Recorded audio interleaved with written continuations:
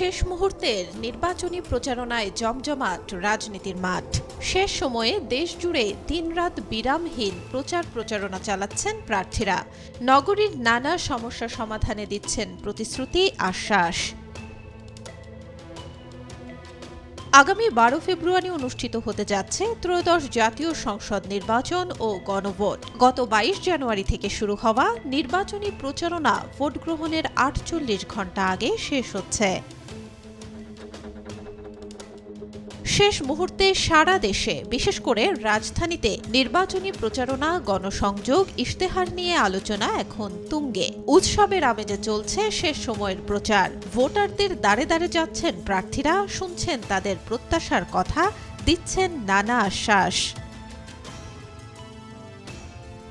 নির্বাচন কমিশনের রাজনৈতিক দল ও প্রার্থীর আচরণ বিধিমালা 2025-এর 18 ধারায় বলা হয়েছে, ভোট গ্রহণের জন্য নির্ধারিত দিনের 3 সপ্তাহ পূর্বে কোনো নির্বাচনী প্রচার শুরু করতে পারবেন না প্রার্থীরা। আর ভোট গ্রহণ শুরু হওয়ার 48 ঘণ্টা আগে নির্বাচনী প্রচারণা শেষ করতে হবে।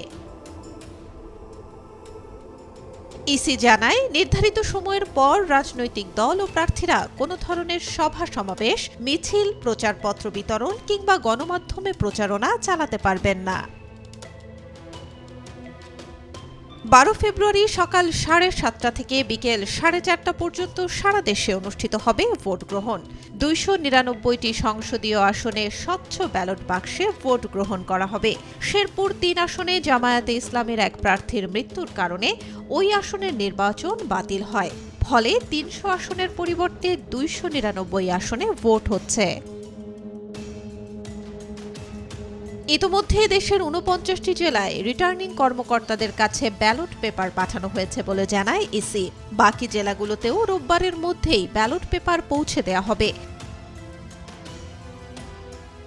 ত্রয়োদশ জাতীয় সংসদ নির্বাচনে অংশ নিচ্ছেন মোট 51টি রাজনৈতিক দল।